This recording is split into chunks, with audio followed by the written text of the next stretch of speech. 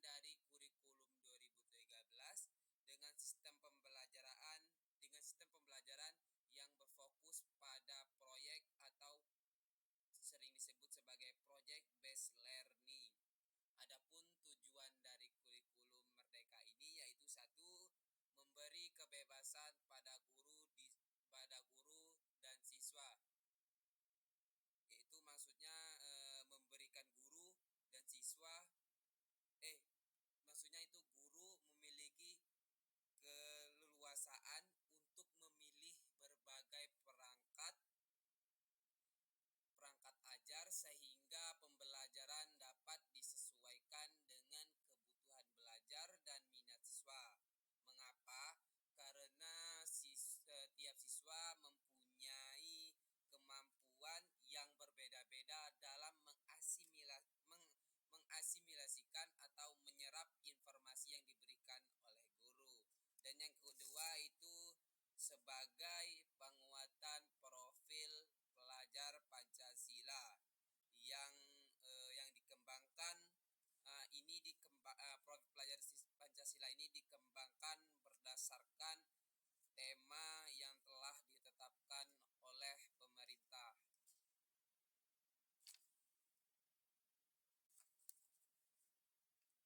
Kita masuk ke pembahasan yang kedua, yaitu struktur kurikulum Merdeka yang terbagi menjadi 3.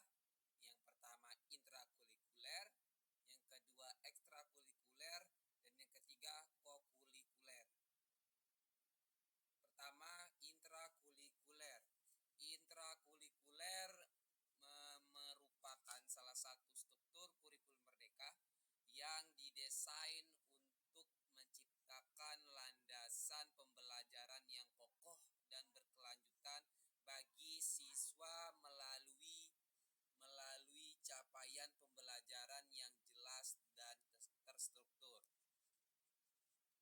Adapun cakupan intrakurikuler yaitu capaian pembelajaran kognitif, afektif, dan psikomotorik dengan menekankan pada materi inti, pendukung, dan tambahan.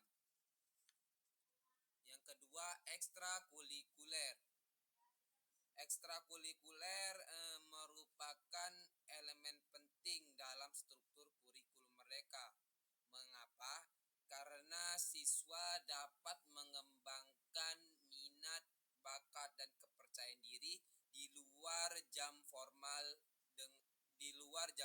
belajar dengan mengeksplorasi berbagai bidang seperti pramuka, seni, olahraga, sains, dan juga teknologi. Dan yang ketiga yaitu kokurikuler.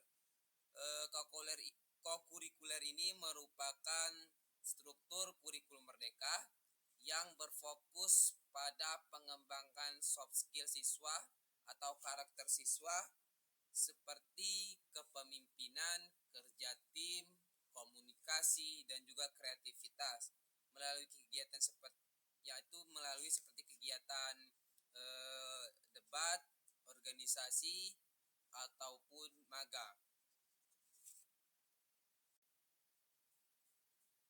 Masuk ke pembahasan yang ketiga, yaitu mengenai prinsip struktur kurikulum Merdeka terbagi menjadi 4, yaitu 1.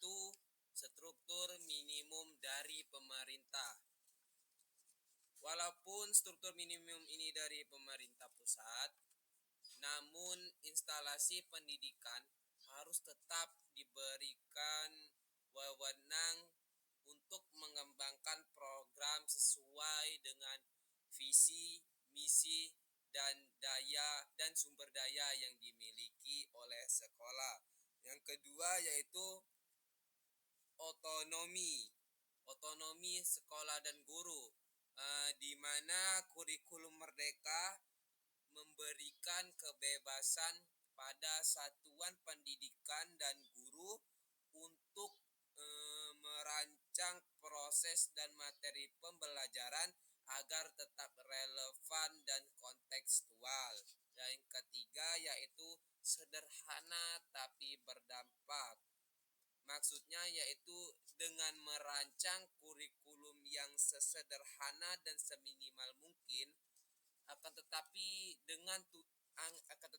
tetap dalam tujuan tetap dalam tujuan arah perubahan, dan perancangannya harus tetap jelas sehingga mudah dimengerti dan diterapkan nantinya.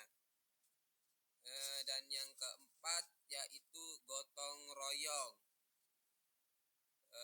Gotong royong yang dilakukan oleh gotong royong lintas institusi yang dilakukan oleh Kementerian Agama, universitas, sekolah, ataupun lembaga pendidikan lainnya, yang dalam pengimplementasiannya ini harus tetap mengedepankan asas gotong royong, di mana satuan sekolah ataupun guru bekerja sama dengan pihak lain yang terlibat, termasuk itu siswa ataupun guru.